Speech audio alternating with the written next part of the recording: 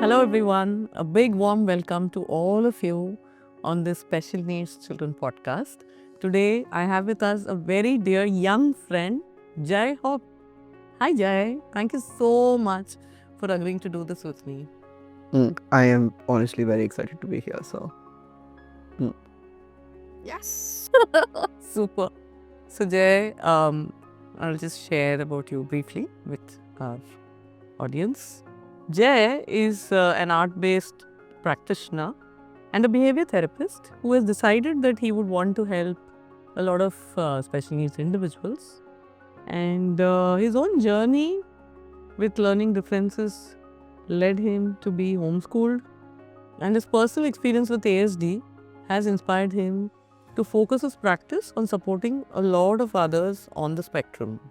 After pursuing the Child Holistic Inclusion course at Atman Academy, he is currently enhancing his knowledge from ACT, Asian College for Teaching for Special Needs, basically special education.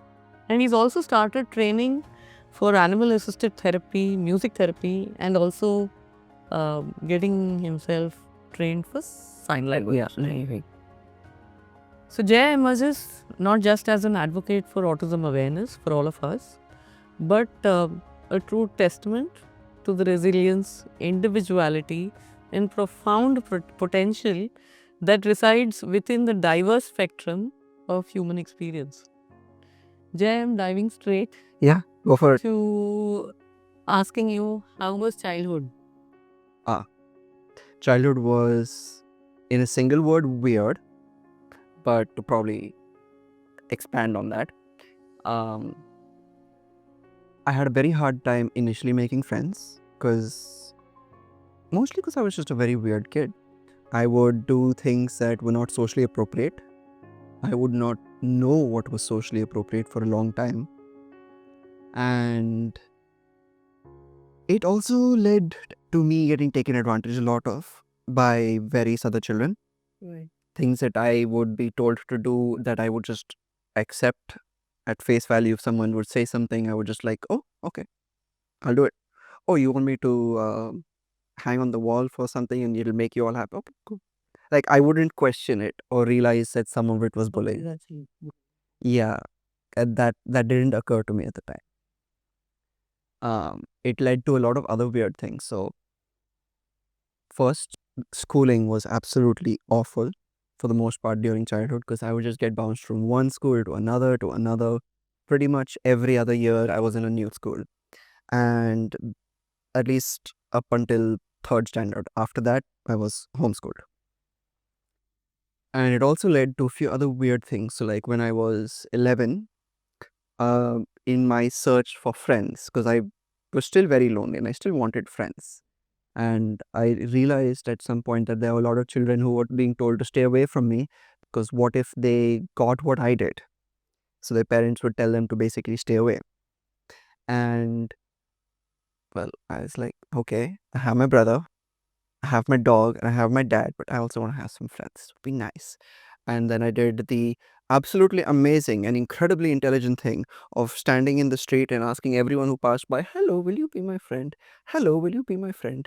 And I did this for a long time to, well, it led to me actually making one or two unsavory friends, let's say.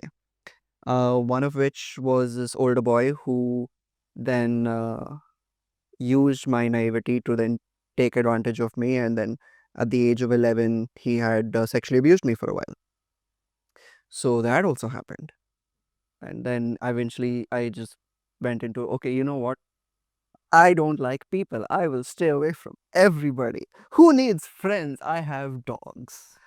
Um, yeah. So childhood was very weird. Schooling has its own host of issues, but we'll probably delve into that later. Now it's obviously a lot better, and I'm much, much happier. So the diagnosis came at what stage of the life? I was diagnosed at the age of 13. Okay. So at Sassoon Hospital, I was diagnosed for autism spectrum disorder. Yeah, over there. How did it impact you? What happened?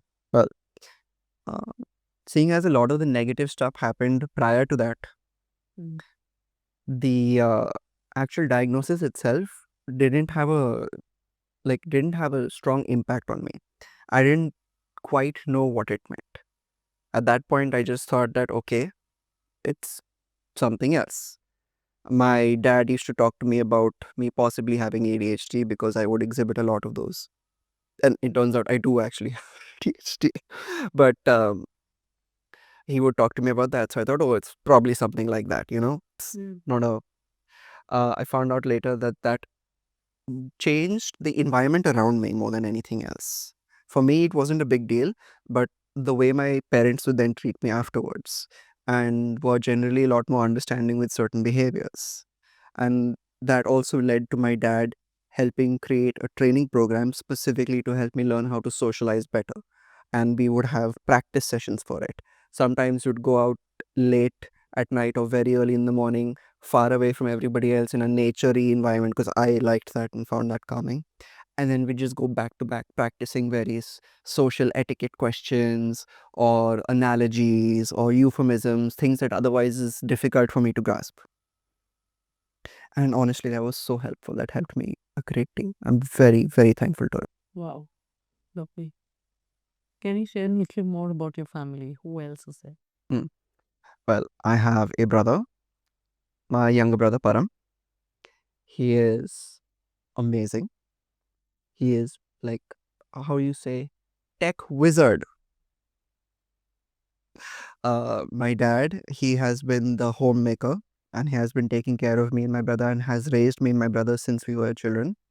And my mother, who has been the primary breadwinner for the family, she has gone through so much to try and make sure that everything can go well. And yeah, little family. We've had one dog at one point, Patches, our very first dog. Then my dad was very cool and let us have lots more dogs. And now we've had more than 30 dogs. Wow. So currently, how many? Currently only two. Only two. What Only are their names? Their names? Pumpkin. Sorry, it's not Pumpkin. Peaches and Protos. Oh. Unfortunately, Pumpkin a couple years ago passed away. Sorry, she's stuck in my head. So, specifically about, homeschooling, yes, it does seem to have helped a lot. And all of the acads, like, I was just wondering, you can converse on any topic with anybody. Is that because you read a lot? Are you very curious as a person? Or you are a keen observer and pick up conversations? What's it? So, part of what homeschooling allowed me to do was branch out into a little bit of everything. I was allowed to do so many things that otherwise I don't think children would get time to do. My father, while under supervision to make sure everything is fine, allowed me to go to various places. So I've been to Muktangan Science Exploratory Center. I got to learn how to do proper chemistry, physics, biology, math, geology, things like that over there. In proper lab settings that at that point of time a lot of schools didn't have unless they were very fancy. And I got to also do things I wanted to, like I got to work in a motorcycle shop because I thought it was cool. Engines are awesome. I got to work at a plant nursery. I got to, in that plant nursery, learn a lot about India's history because I met this very old British woman who actually gave me a lot of insightful information of what India was like pre and post independence because she was there. Wow. So, honestly, all of these opportunities I don't think I would have gotten in a traditional school and also wouldn't have gotten without so much support from my father. And because of that, I think homeschooling helped me a lot. It also allowed me to have a little bit of leeway for things going here and there. Like, okay, I like this subject, but I want to pivot to this and this. I want to pivot to that. It didn't always force me to stay in something that I would get annoyed with and then give up on. So it's primarily NIOS, and after that, Yeah, so homeschooling, a lot of what that involved was a lot of free open study. However, it is important that we all have our paperwork in order because yeah, we gotta have our like gotta pick it. 10th, 12th, things like that. So I would study NIOS at home, Ah, and I honestly love the fact that the government has NIOS as a program. I think it's one of the best programs that currently, in my opinion, that currently exists. It allowed me and my brother to study at home while continuously learning other things that we also wanted to learn in an environment that worked well for us. And we would only really have to go for the examinations. We could go for other additional classes if we wanted to. We could do our 10th, we could do our 12th. And after that, there was IGNU for anything bachelor's onwards. So, yeah, I feel like if anyone's going to do any kind of homeschooling in India, see if you can incorporate NIOS into your general curriculum. It'll be helpful. It'll also give you the pieces of paper you need to show that you have your full standard school education. So, Right. And your thoughts about NIOS or IGNOU in particular? How is it viewed? Like, when today you are working, hmm. how do people perceive you? So NIOS is usually and unjustly perceived as like a thing where people that fail go to. It's the easy thing that only people who can't hack it in other curriculums get into. That's terrible. Yeah, which actually isn't the case. NIOS and CBSE have a very similar curriculum. And in fact, there are a lot of topics that are covered in NIOS that other curriculums don't even have. So I feel like it gets a bad rap, especially when it's genuinely something that can help so many people. It's unfair. Right. Thanks for sharing about that. So, what role, Jay, do you think experiential education plays in the development of children with special needs, especially in fostering creativity and problem solving skills? Hmm. Well, for me, this links again back to homeschooling because that was to me a very holistic education. I didn't just learn your standard subjects. I also got to learn a lot about how things will generally work. So, how it affected my creativity.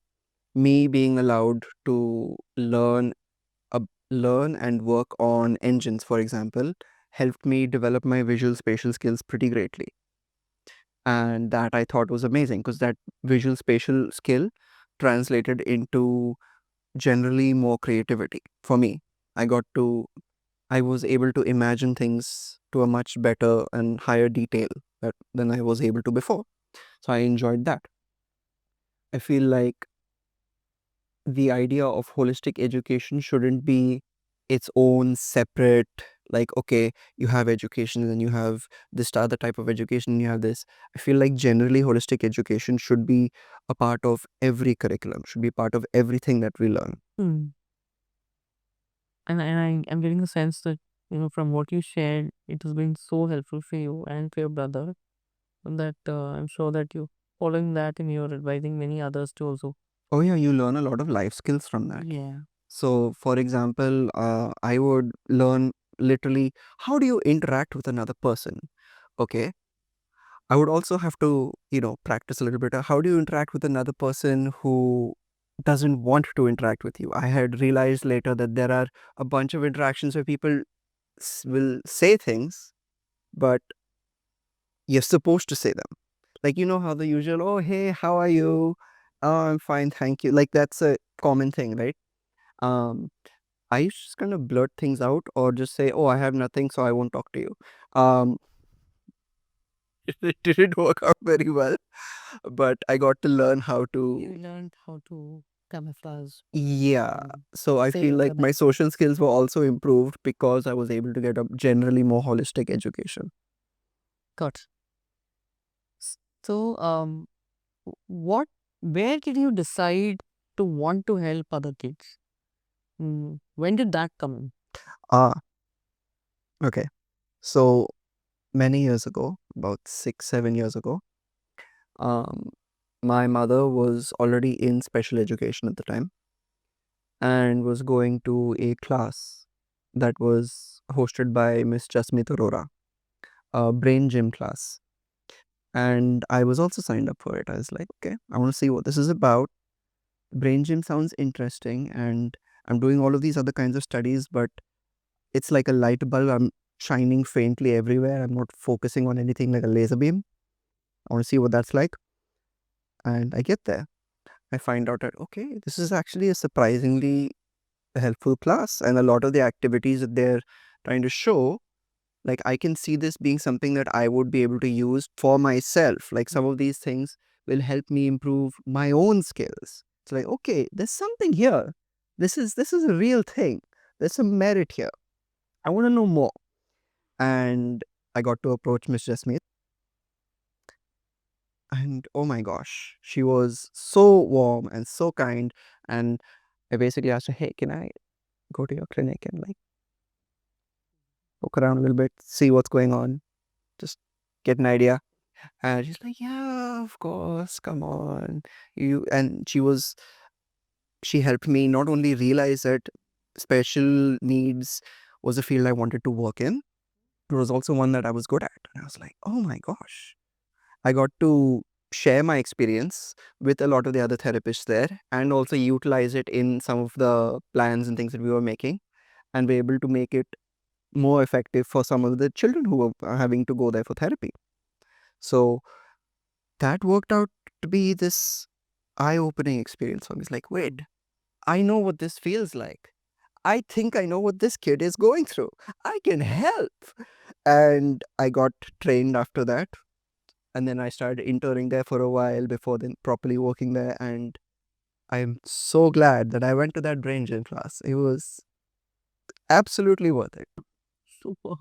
So today, when you are sitting in front of a family and you're telling them that, this is what I would do for your son, then typically, what is the age group of children that you have been, offering your service to? From what age?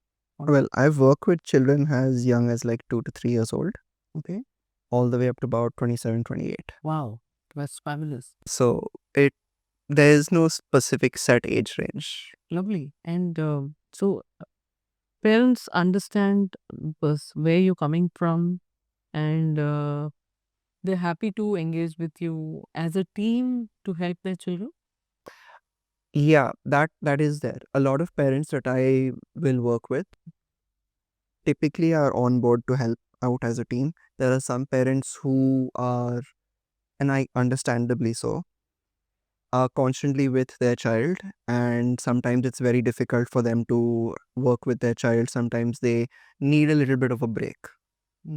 So a lot of the time we'll have like a few weeks of sessions where the parents aren't involved at all, so they can just get some time to unwind and relax a little bit before moving back in and taking on a more constant role. Because whenever you're going to include, whenever you have therapy of any kind, right, it shouldn't be just a one and done thing. It should be something that goes with you throughout your life, right? It's a lifestyle change. True. So having parents assist with these lifestyle changes for the children is takes a lot of effort and takes a lot of energy. Yes, parents do typically help, and that is honestly the part that actually takes the most time.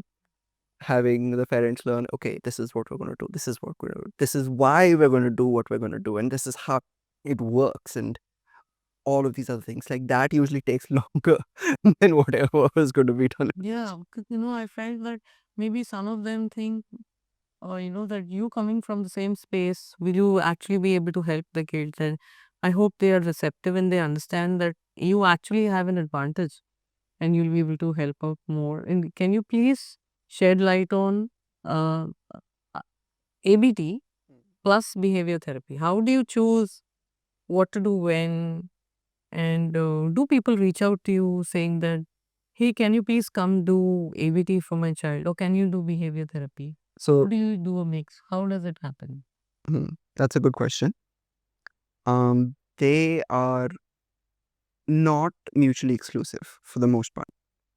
So, put simply, behavioral therapy is helping change your line of thinking change your line of thinking, change what you might feel about certain things. That way, you can slowly alter your perspective on it and then allow that to affect your behavior. And ABT, mean arts based therapy, is not just like, okay, drawing and painting, because that's the most common thing. When people think arts based therapy, the first thing comes to your mind is painting, drawing, coloring, and those are included. However, the point of arts-based therapy is that you use all forms of artistic skills, which includes theater, which includes auditory as well, visual, everything, right? All the various mediums of art to then use it for therapy. So, as an example, um, for you and I, let's say you get into a weird situation and you need to work on your leg because you're having some trouble moving your leg or you're having some trouble walking, just as an example. And rather than your standard therapy where you have your set of practice exercises, and I'm not going to say that standard therapy is bad, it's amazing. Okay, I'll make that very clear. But for a lot of children, they might can get bored. And it's very easy for children to get bored. So what I will typically do is I'll use various different artistic forms to try and make that form of exercise into something that is more fun. So for example, we will have various battles, right? We'll have various false battles. We'll have like a pillow shield, and we'll have like a foam sword or something, and we'll have various extensions and thrusts and a battle cry or things like that, right? Now you're still getting the movement you need to get, Right. but it's in a form that is more enjoyable. Lovely. Hmm. Got it. Very beautiful. Thank you for explaining that so beautifully. Jay, can you please share your perspective about the importance of holistic inclusion, especially in terms of learning with diversities? I see. So in this case, having holistic, inclusive education, usually, and the inclusive part is the tricky thing, right? Is incredibly important. So i- just ignoring your things like ASD, just for the time being, right? Children are going to be different no matter what. There are some children who will simply learn better by watching something, some children who learn better by hearing it, some children who learn better by acting it out or imagining it in their head. This is going to be the case. And this is, and well, that is how it is. So, an inclusive classroom is not one that will simply teach through a single medium.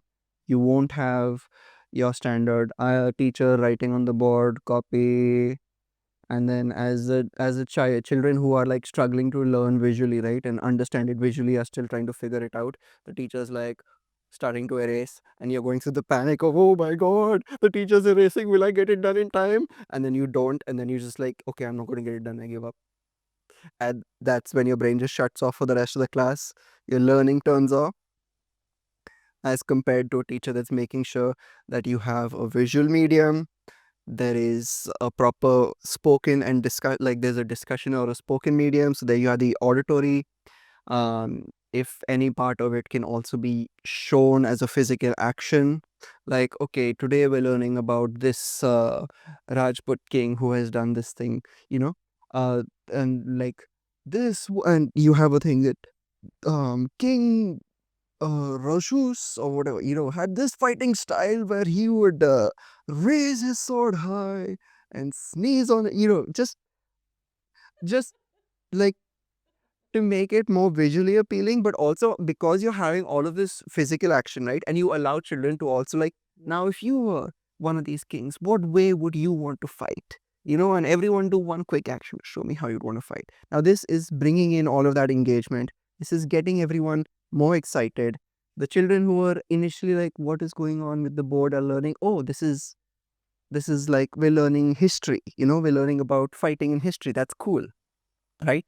All of that is being brought in, and this is helping every child. This is helping not just the ones who have trouble with certain things, like with ASD. Some children may have difficulty with, say, audio, right? They might find it too sensitive, so they may want to block it out. If you have a classroom that teaches you in various different things, right, you can then allow audio levels to be a little lower. You can allow audio levels to be a little bit less pronounced to make it easier for them as well. But everybody is still learning and is enjoying that learning. That is a key part of having an inclusive classroom. You make it so that everybody that is there can enjoy themselves, can learn and have fun. Lovely. So how does this whole pull the sword out, you know, happen when you're actually in the workspace? What happens to inclusive employment? Well, in the workspace, things can get a little bit different. When you say in the workspace, are you talking about children who eventually grow on to be adults and start working? Or, okay. So, in that case, what I just talked about or what I just spoke about was how you'll teach skills, right? How you'll teach these things. Now, you can still use that. Like, let's say a child is going to be working in, let's see, a stuffed toy factory, just as an example. Okay, I'm coming up with these randomly. So you go through the various actions, right? And for making sure that your employees in the factory also learn how to do it, rather than having them just read a simple guide, you will have it done. You'll have everyone like practice it and try it themselves and show it physically, have everyone touch it. Even for those jobs that don't require you to actually do anything physical, even for the jobs that are, let's say, more like accounting, as an example, okay? Like accounting, even for those jobs, you can still have a visual medium to show and represent what it is that you're going to be doing. Like, okay, we have this person, and these are all of the chips that this person is giving us, and we have to figure out how to put these chips in this place, and these chips in this place, and these chips in this place, so that when it goes through this, the chips will actually become bigger, and then we'll give it back to the person. And you'll also get a few chips as well because you made all the chips bigger. Just things like that, right? And you have this be a full flow. Things like that will help in a workspace. And it seems very silly. I understand there'll be a lot of adults who may roll their eyes like, what is this? At the same time, it honestly helps these ideas stick so much better. So amongst your peers, those who who are only working elsewhere, would you say it was a huge struggle for them to get employment? Oh, yeah. Uh, there are many who have been denied employment. Um, my brother has tried in a couple of places, but he has a very hard time dealing with people. So even he himself will try to communicate a little bit, but he can't communicate too much because it starts to then become overwhelming. Some limitations that exist, right? And then because no accommodation is made, even if it could be an easy thing to make, it prevents him from being able to continue and join the workforce like a standard person otherwise would, right?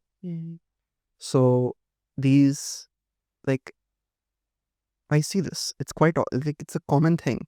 Small accommodations could easily be made all over the place to make it so that people can actually work better. Like, let's say um, you're in an office, just as in, like, say you're in a specific office type thing, right? And there is someone on the spectrum who can join. Now, you can either, like, they have a very hard time working in one part of the office because the light is hitting something and it becomes extremely overwhelming because when that light hits a reflective part and it starts shining, after a while that visual overload takes in and they cannot handle it. They start getting overwhelmed, they start getting frustrated, they start to shut down. When a simple fix could be enacted, moving them, figuring out what was even causing it to begin with, that is rarely done, right? Like, okay, why is this employee having such a hard time over here? What is going on? Let's try to figure that out. Rather than employees performing badly, they are bad, robot replaced with new robot. Like, yeah, I What about friendships? How much of a struggle has it been for you? And do you teach others? How do you teach others to make friends? Hmm. Friendships are very important. And this isn't like the whole Disney friendship is forever. Like, seriously, friendships are very important in allowing you to develop effectively in any kind of social scenario, even just general development. Being able to create and maintain relationships with other people is like a key part of the human experience. Now, for me, I didn't really make very many friends until, ironically enough, I started with therapy. Because prior to that, I mentioned my experience at the age of 11, which then made it very difficult for me to feel comfortable around people or trust people for the longest time. I just felt scared at all times of going near people. And then a few times I still tried to approach people every so often, and my behavior was considered too weird. At one point, I had, oh gosh, so I won't say names, but at one point, I had this one person that I knew from school that I had a crush on. And from all of the books, it says in the book, if you have a crush on someone, you're supposed to tell them, hey, I have a crush on you. Okay, that's like what it says in the book. So I did it. And then I found out later that the only reason that I was even hanging out with that group of children was because they found me entertaining. Entertaining in the sense that, like, like a jester kind of thing to make fun of. And when I proclaimed my crush from, like, as it should be done, okay, like, hey, I think you're cool, I like you, and I'm pretty sure I have a crush on you. Yeah, that made it weird for her, and then all the other kids as well. And it became too serious for them, because I'm now no longer just a joke kid. So then they essentially push me out of playing with them anymore or being in their friend group. Like, no, you can't, stay away, we don't. So that happened, and I get it. It's like a lot of children won't understand that, right? When you're a child, you don't quite understand the full impact of your actions, so I don't really blame them. But then that made me feel like, okay, you know what? I am someone that people don't like. I will just stay away from people, because am not a I am not a good person, because a good person is liked by people. So I had that going on for a while. That became enormously difficult to get out of. And oddly enough, my biggest solace came from online video games. Because in an online video game, nobody cares what you look like, nobody cares what you sound like, nobody cares about almost anything at all, other than, are you good at the game? Can you help the team win? Yes? Okay, cool. And I was good at a few of the games, and I could help the team win. And I got to make friends with a few people from there. And over time, those friendships got to develop further and further. And now there are some friends that I've had for more than 15 years because of that. I will say, you got to still be careful that it doesn't turn into like a full on addiction. It's a very bad thing when that happens. So, those friendships that I got to build helped me socially develop so much faster, because I was able to run through various social scenarios that my father otherwise couldn't keep practicing with me and get good feedback. And because of all of that, I got to where I am today. So friendships are genuinely what helped me get to where I am now. I don't think it would have been possible without it. So when you ask me how important is friendship, I'd say extremely. Making an environment which is comfortable for your child and comfortable for the children that would want to be around your child as well, making those bonds last, it's crucial. Just continuing with what you shared, what causes stress today and how do you handle it? How are you like this? How are you so composed? Uh, no, I know what I have in my, I know what specific sensory things I have. So for me, I am aware that if I'm around a lot of people for a certain period of time, what that will do. I know what level of noise I can take before it will start to get overwhelming. I know what level of general lighting and such. I know that the scenario that we're in is a little bit of a higher lighting environment. Now, normally that is something that if I was to be subjected, like if I was to be in this environment for a very long period of time, I would get overwhelmed. But I know that I can take certain things for a set period of time. So for me, I like to imagine it as an internal battery, right? How much charge do I have? If my charge is like towards the top, like I'm going to say this is the full battery, towards my full battery. If that is the case, then I will know that, okay, I can tolerate these things for about this long, these things for about this long. If I know that my battery level is getting lower and lower and lower, as that happens throughout the day, I will understand that, okay, I need to start reducing sensory input. I also have to plan based on my battery, because I know my capacity is not going to be that high. So I know, okay, I'm going to an environment which has a lot of people, like a temple or something. It's going to be loud, it's going to be noisy. So prior to that, I will try and shut down like everything else. Like, okay, I will sit in a quiet, dark room and I will meditate so that I can let myself recover and recharge a little bit before that happens. When I'm going there, I will wear earphones to try and reduce the audio a little bit so it's not quite as scary. I will stick to certain areas so that I'm not getting pushed on by too many people. Like, these things help me. These strategies that I got to learn over time help. So it does affect me. I am genuinely affected quite often, actually. There are a lot of times that I get close to just shutting down fully. However, because the people around me understand when I tell them, hey, I need to get out of here, I'm close to my limit, please. And they are okay with that and they support me with that and they help me get out of those scenarios. I'm able to continue functioning. So, like, as an example, when there was this one child that I was looking to work with, when I had gone to his house, I found out that whenever the door would be opened, he would start getting extremely upset, even if he was in the other room. And the parents couldn't quite figure out why. It was like, okay, the door should be open, there should be some ventilation, right?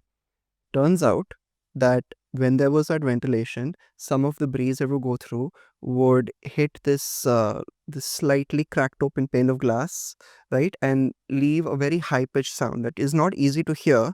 But when this child heard it, he would get so upset and so angry and so frustrated. And because he was nonverbal, he couldn't quite communicate that.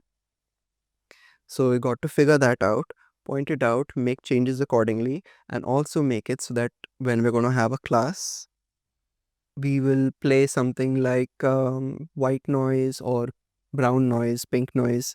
Pink noise and brown noise are slightly softer versions of white noise. So you have something in the background, but it's soft. So other small things going on here and there can be ignored. It can all kind of blend away. And that made it possible for us to even have classes. Wow. In continuation to this, so you've already you've done a course also, so I want you to share, and especially with the kind of experience that you've had as a child, how would you say we should create a safe and supportive entire environment for all of our special needs kids, especially those with ASD? Well, the environment starts at home. So creating a safe and supportive environment usually means making sure that, well, okay, going to be very blunt here, it won't be easy. It'll be incredibly frustrating for a lot of parents at first. It will be difficult, it will be painful. You will go through so many resources you didn't realize that you would need, like so many, say, papers, or why do I need to go through 4 packets of Q-tips, for example. But it turns out that we use Q-tips as a way to make the environment more inclusive for, like, okay, this child hates the feel of something scratching on paper like a pen that makes a sound that this child hates. We take a Q-tip and we dip it in a little ink and then we just draw gently. Then we can communicate better, things like that, right? That is all part of making an environment more open. So having that lit all around the house. This is again an example for one child. Not every child is going to need something like this. So making an environment that is inclusive means also having to compromise on what you might think an ideal house is to make it more comfortable for everyone living there, including that child, right? Now, obviously, you don't want to turn the entire house into something that is amazing for the child exclusively, but then it becomes difficult for you to navigate and move. So finding the balance of those compromises is important. Now, how you do this, honestly, a lot of it is going to be trial and error, and I'm very sorry to say that, but there is no one single solution for it. You will go through, you will see, okay, my child has these sensitivities, so I'll see what I can do to reduce that input from affecting them. My child likes these things, so I'll see what I can add to that. You make a few changes, you try it out for some time, you realize, okay, these things need to change again, this thing is not working out, this thing's not working out. You make some more changes and you keep reiterating over and over and over. And then after years, maybe you'll have an environment where the child will be like, oh yeah, when they come home they'll be like completely calm, like, okay, this is it, this is my safe space, I feel set. Jay, what's coming up for you? What is Jay thinking of doing, say, in the next 5 years, 10 years? What do you want to do? Okay, oh wow, that's a nice question. For one thing, I like for the next year or two, I'm definitely going to continue what I'm currently doing, which is mostly home visits with either special education or tutoring, academic coaching, as being like a small part of it, and then a larger part being therapies. Then in the future, what I would like to do is I'd really like to have a clinic of some kind, or be a part of either a clinic or an organization which can help train other therapists. Because I feel like not only will I be able to work with a larger number of children and help a greater number of children, I will also be able to help other people work with these same children. So then that knowledge is getting shared. More people are getting to understand things a little bit deeper, a little bit better, and that impact is what I'm hoping will continue to spread. We keep sharing that knowledge, and then over time it becomes like this big wave. That's what I hope for. Such fabulous and, really everything crossed for you. Wishing you all the best. Thank you so much for being so honest, for being so wonderful, so positive, and sharing everything that happened for you. Yes, this is very, very short, but it gave a glimpse into your life. And thanks for putting yourself out here and saying everything. All your dreams, all your aspirations are wonderful, and we do hope that you achieve every single of them, even more, many, many more that you will have along the way. And thanks, big thanks again. Hope many, many more people get in touch with you to understand how to, help their children, how to help themselves. I'm going to get in touch with you. Thank you so much. Thanks.